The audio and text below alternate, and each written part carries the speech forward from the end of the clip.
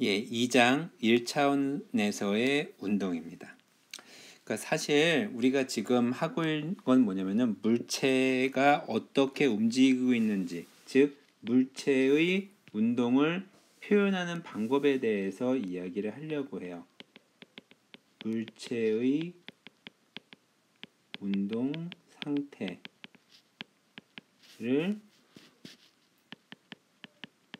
표현한다. 자, 그럼 물체의 운동 상태가 왜 그런지, 그러니까 왜 변하는지, 사실은 그 변화의 요인이 바로 힘이거든요. 그래서 뭐 나중에 배울 거긴 한데 이미 알고 있으니까 여러분들이 가장 그 물리에서 가장 유명한 법칙이 뭐냐라고 물어보면은 우리는 F 이퀄 M A를 들 수가 있거든요. 요거는 이제 그 사실 어떻게 보면은 가장 핵심적인 내용들을 담고 있어요. 이 식 자체가 그 여러분들 공식 그러면은 두 개를 집어넣어서 미지의 값을 찾아내는 그런 과정으로만 생각하고 있는데 이 F 이퀄 M이라는 식이 가지고 있는 의미들은 사실 굉장히 많이 있습니다. 예를 들면은 이 식은 사실은 이렇게 표현이 돼야 돼요. A는 F 나누기 M. 즉 뭐냐면 오른쪽이 여기에 써 있는 그 오른쪽이 바로 뭐냐면 원인이고요. 이 왼쪽이 결과거든요. 즉 뭐냐면은 힘이라고 하는, 그러니까 힘이 주어지면은 뭐 A라고 하는 가속도가 생긴다라고 하는 겁니다. 근데 그 가속도 값은 F라고 하는 힘에도 비례하지만 M이라고 하는 질량의 반비례하는 값으로 생긴다라고 하는 거고, 우리가 그 1차원상에서 운동이 때문에 필요하지는 않지만 사실 여기에 벡터 표시를 해줘야 되거든요. 질량은 크기만 가지고 있는 스칼라 값이지만 가속도나 힘은 방향이 있어요. 그래서 가속도의 방향은 힘의 방향과 같은 방향이다 라고 하는 걸 나타내 주는 겁니다. 자, 어쨌든 이런 것들을 우리가 앞으로 계속 다루게 될 텐데 여기에서 중요한 건 뭐냐면 아까 말한 것처럼 운동 상태거든요. 그래서 물체가 운동 상태라고 하는 물체의 결국에는 위치예요. 위치. 어떤 위치? 시간에 따른 위치. 이거를 표시해 주면은 우리가 x, y 이런 값을 쓰잖아요. 1차원사니까 x로만 쓸게요. x, t.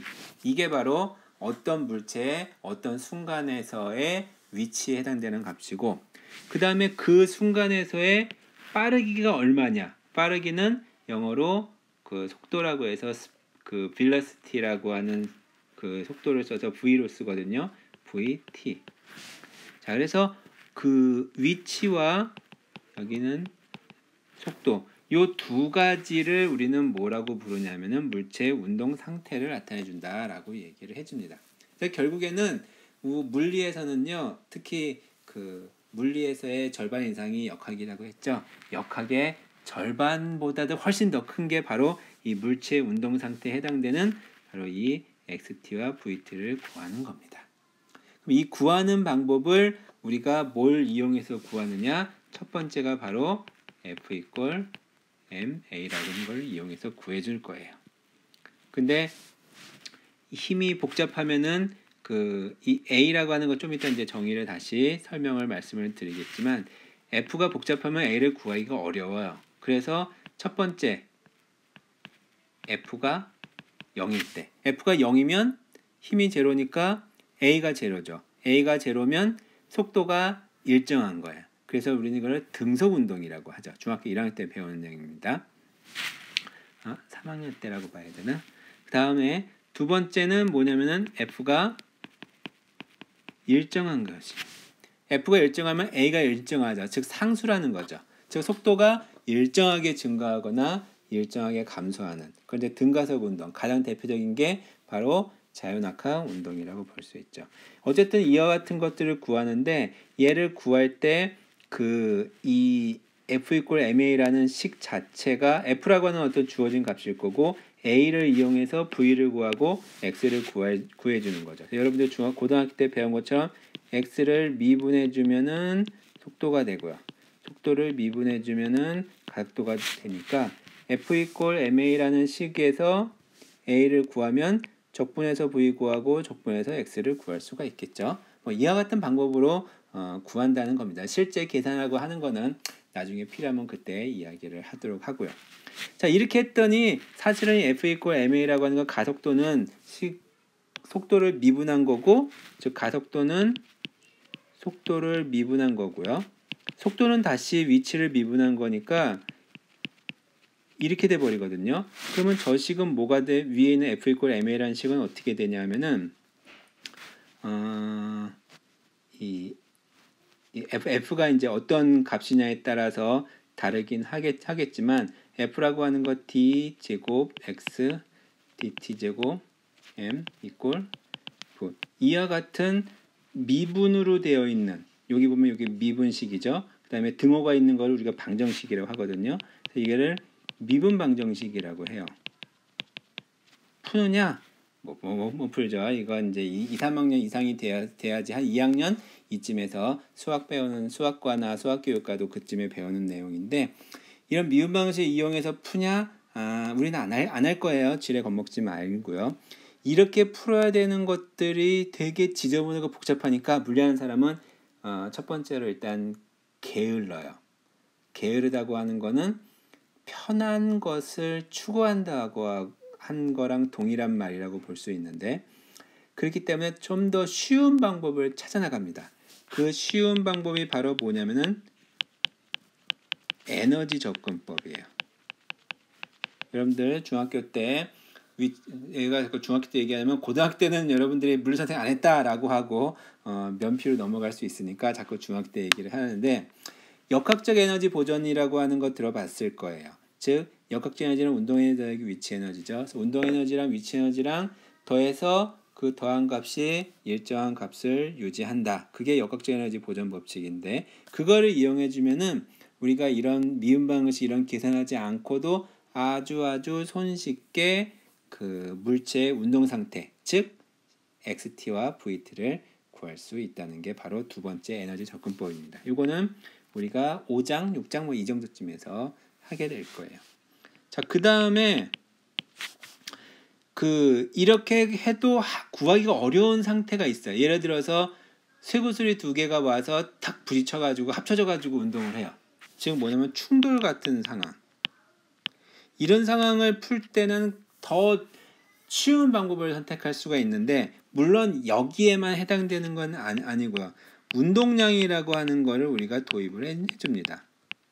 운동량이라는 걸 도입을 했는데, 운동량을 도입을 하고 봤더니 이 운동량이란 값은 뭐 질량 곱하기 속도의 곱을 운동량이 되는데, 이 운동량이 주위에서 작용하는 힘이 없으면 운동량은 보존이 된다. 아까 에너지라고 하는 거는 주위에서 우리가 생각하고 있는 그 물체로의 에너지가 들어오거나 얘가 일을 하거나 그러지 않으면 그 에너지가 보존된다라는 게 에너지 보존 법칙인데, 운동량도 역시 마찬가지로 비슷해요.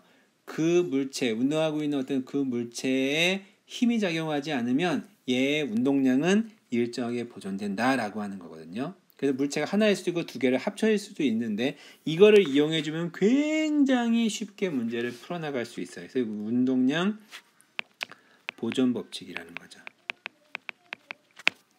자, 이와 같은 것을 하면은 중간고사 시험 범위가 여기까지입니다. 운동량 보존 법칙은 다 하지는 않을 거예요. 자, 왜 요거를 얘기를 해주냐면은 우리가 하고 있는 이 모든 상황에서의 물체는요, 크기 없고 질량만 있는 점에 해당된다고 보면 됩니다. 근데 실제로는 그렇지 않잖아요. 그래서 얘를 다 배우고 나면은 그 다음부터는 다입자계, 물체가 여러 개가 섞여 있는 다입자계인데, 이런 입자들과 입자들이 서로 거리가 일정하게 유지가 되는 그런 건 어떤 거예요? 딱딱한 물체 있죠? 그걸 우리는 강체라고 합니다. rigid body. 이 강체 운동을 해요. 그럼 강체 운동을 하려면은 얘를 위해서는 뭐가 필요하면은 그 질량 중심이라는 게 필요합니다. 나중에 보겠지만 질량 중심의 운동은요, 이 질량 중심의 운동은 여기서의 점에서의 운동과 동일한 시스템을 따르기 때문에 복잡한 덩어리를 가지고 있는 물체의 운동도 우리가 한 점의 운동으로 회귀할 수 있다는 거죠. 자, 그러면 한 점일 때랑 물체 덩어리 있는 물체랑 뭐가 다르냐? 질량 중심은 가만히 있어도 얘가 움직일 수 있어요. 어떻게 움직이냐? 바로 회전을 할 수 있다는 거죠. 그래서 이 회전에 대해서 좀 다루려고 합니다. 이 회전에 대한 것들이 추가가 되면 이제 고등학교 때 배운 것을 넘어서는 내용들이긴 하는데 이건 수학적인 것보다 좀 개념적인 접근들을 좀 할 거니까 좀 더 나을 거라고 생각합니다. 그 이후 얘기는 이제 나중에 좀 얘기하도록 하고요. 그래서 첫 번째 우리가 지금 할 거는 뭐냐면요. 운동의 원인인 힘을 고려하지 않은 상태에서 물체의 운동을 시간과 공간으로 기술한다. 즉 뭘 기술하냐면은 위치, 시간에 따른 위치와 그 다음에 시간에 따른 속도를 우리가 구하는 게 핵심 목표 중에 하나가 되는 것입니다. 자, 그리고 1차원에 대해서만 1차원 직선 운동만 해줄 거고요. 그럼 왜 그렇게 하냐면은 1차원이 아닌 상태에서는 우리가 다음에 다음이라고 하면은 2차원 상에서 운동해서 다루게 될 거고요. 그 다음에 모든 물체는 입자로 해석을 합니다. 즉 뭐냐면요. 질량만 있고 크기는 없는. 크기가 없으니까 이게 그런데 이제 그림을 그릴 때는 우리는 크기를 있게 그리지만 이제 크기가 없다라고 생각을 하고 여러분들이 바라봐야 된다. 이렇게 생각하면 될 것 같아요. 자, 그 다음에 물체의 위치, 변위, 속도, 가속도 이런 것들 뭐 사실은 벌써 다 아는 거기는 하지만 그래도 새로 정의를 좀 해보고요. 그다음에서 물체의 1차원 운동을 이제 해석을 하려고 합니다. 무슨 운동에 대해서? 바로 등가속 운동. 등가속 운동이라는 건 뭐냐? A가 일정하다는 거죠. A가 일정할 때 어떻게 운동을 해석해 주느냐. 네, 지난주에 얘기했었어요. 3개씩 이야기했었죠. 뭐 그식 유도하고 그식을 적용해 보는 그런 거라고 하면 됩니다. 자, 그러면 이제 보도록 할게요. 자, 위치하고 변이의 차이점은 뭐냐? 위치라고 하는 거는 어떤 물체가 어떤 시간에 어느 위치에 있느냐라고 하는 게 위치예요. 변이는 위치가 변한 정도를 나타내 주는 겁니다. 즉 그래서 변이라고 하는 거는 나중 위치에서 처음 위치를 뺀 값이 바로 변이라고 볼 수가 있죠. 그러니까 얘는 방향도 있고 크기도 있는 그런 벡터가 될 수 있겠죠. 그래서 근데 이제 우리가 앞으로 계속 얘기하겠지만 이런 문자들을 많이 쓸 거예요. 그래서 얘는 final, 얘는 initial.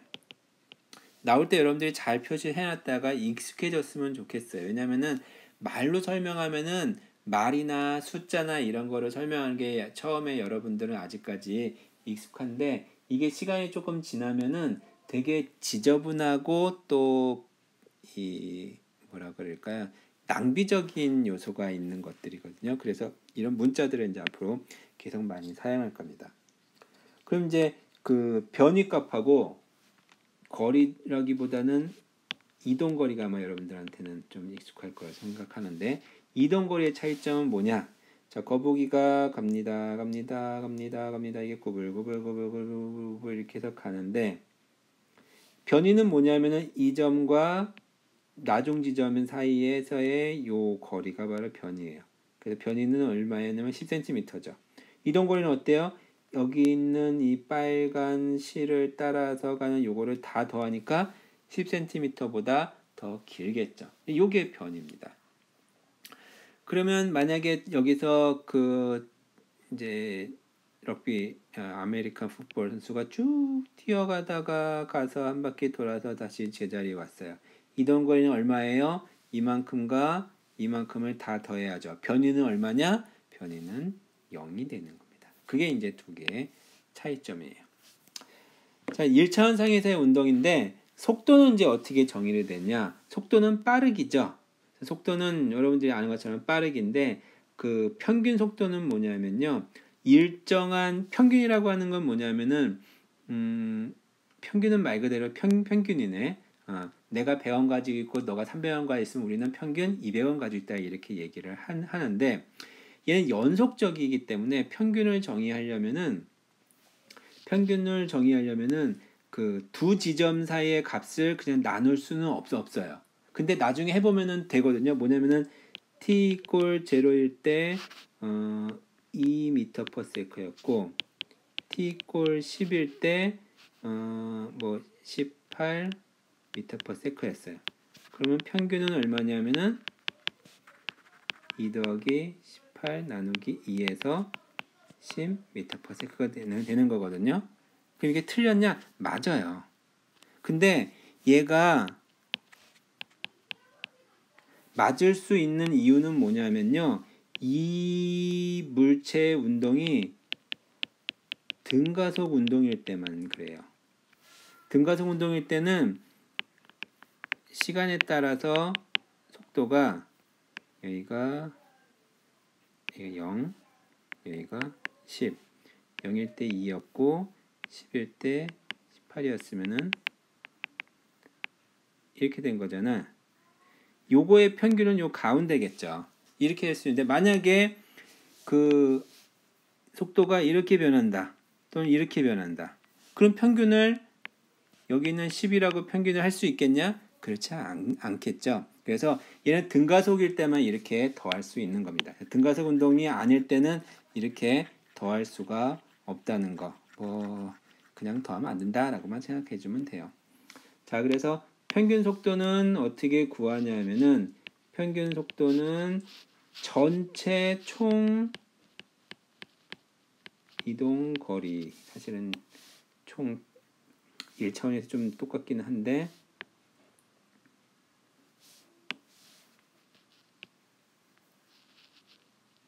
그 어떤 시간과 어떤 시간 내에서의 평균 속도니까 그 시간의 그 변이 그 시간 동안에 그 변한 위치의 값, 그 변이었죠. 그래서 델타 t의 델타 x 이게 바로 평균 속도에 해당되는 겁니다. 그런데 여기에서 순간 속도는 뭐냐? 순간 속도는 시간을 아주 작게 만든 게 바로 순간 속도입니다. 그래서 v 그때는 순간 속도를 사실은 뭐 평균 속도는 이렇게 표시를 하기도 하는데 순간 속도는 리미트 델타 t 이꼴 0에 델타 t의 델타 x 이거를 바로 우리는 그 순간 속도 평균 순간 속도라고 얘기를 합니다. 그러면 이제 그래프에서 순간 속도와 평균 속도의 의미를 좀 더 살펴보려고 하는데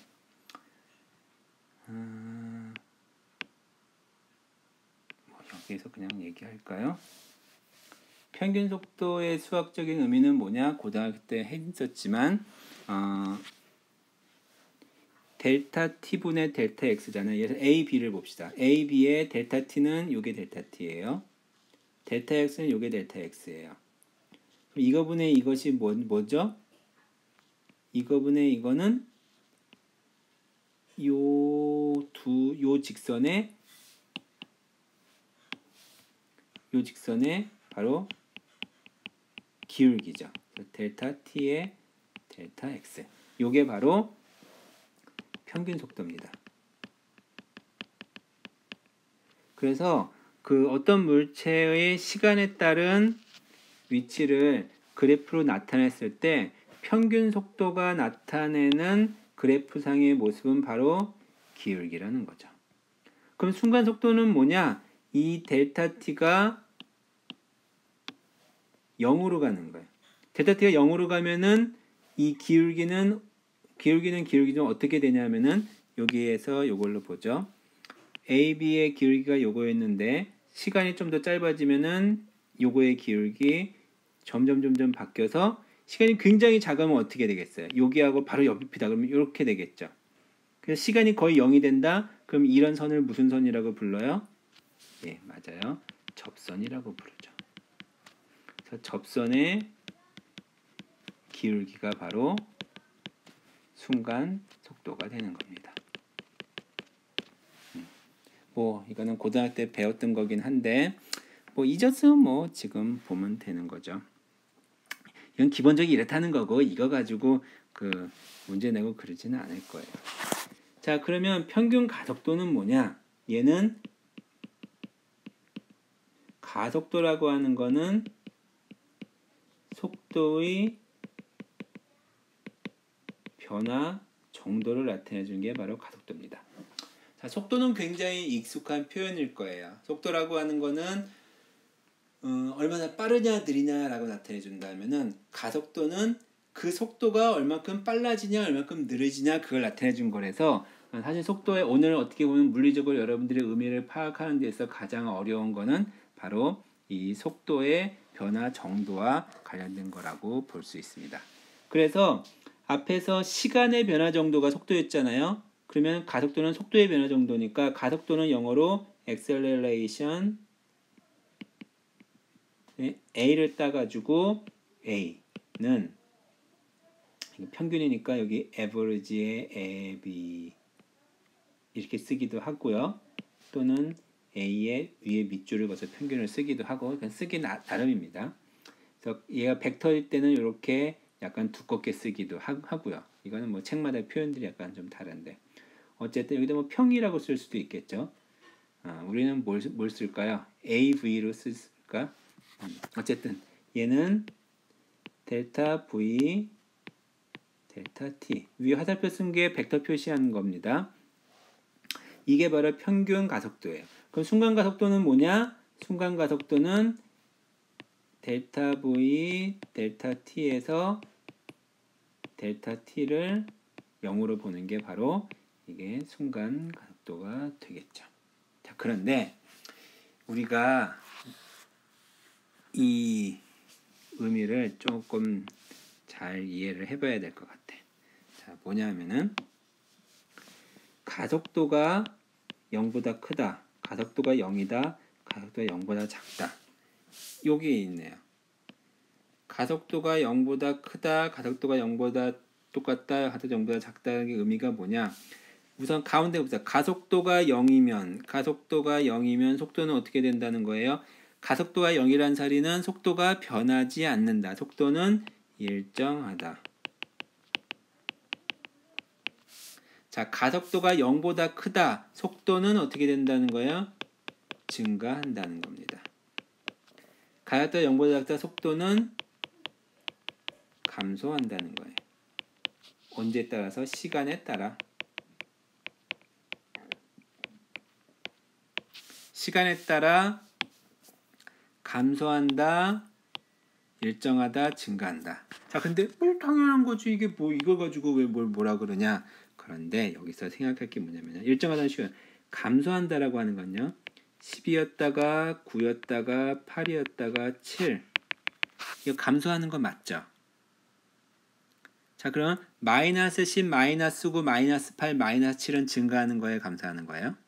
자, 그걸 생각했는데 증가한다 1이었다가 2였다가 3이었다가 4였다가 5였다가 이거 증가하는 거 맞아요. 근데 마이너스 10이었다가 마이너스 9였다가 마이너스 8이었다가 마이너스 7이었다가 마이너스 6이었다가 이것도 증가하는 거예요. 요거의 운동 모습은 뭐냐면요. 속도가 1, 2, 3, 4, 5라는 얘기는 앞으로 가는 거예요. 속도가 마이너스에 붙었다는 건 뒤로 가는 겁니다. 1, 2, 3, 4, 5니까 처음보다는 점점 가면서 어떻게 돼? 빨라지는 거죠. 얘는 앞으로 가면서 빨라지는, 이게 앞으로 가면서 빨라지는 거예요. 얘는 앞으로 가면서 느려지는 상황을 말하는 겁니다. 자, 그런데 감소하는 거 마이너스 1에서 마이너스 2로 마이너스 1에서 마이너스 2는 커지는 거예요? 작아지는 거예요. 마이너스 3, 마이너스 4. 얘는 뒤로 가면서 마이너스 1과 마이너스 4 중에 누가 더 커요? 마이너스 4가 큰 게 아니라 절대값이 마이너스 4가 크죠. 즉 마이너스 4는 뒤로 가면서 빨라지는 거예요. 반대로 마이너스 10도 마이너스면 숫자는 커지기 때문에 가속도는 플러스인데 얘는 뒤로 가면서 느려지는. 그래서 여러분들이 요거를 잘 기억을 하고 있길 바랍니다. 오늘 배운 것 중에 가장 헷갈리는 내용일 수 있다고 생각이 들어요. 개념적으로. 뭐 시험과는 상관없이. 근데 요거를 나중에 F=ma를 이용해주면 쉬워요. 즉 F는 A하고 방향이 같아요. 즉 가속도의 방향은 힘의 방향이 같다는 거야. 무슨 소리냐면요. 그 세 번째 가속도가 0보다 크다. F가 0보다 크다. F가 0보다 크다는 얘기는 뭐냐면은 내가 앞으로 서 있을 때 뒤에서 나를 앞쪽으로 누가 미는 거예요. 그럼 내가 앞으로 가고 있을 때는 어떻게 되겠어요? 점점 빨라지겠죠. 내가 뒤로 가고 있는데 누가 뒤에서 밀어요. 그럼 어떻게 점점 느려지겠죠.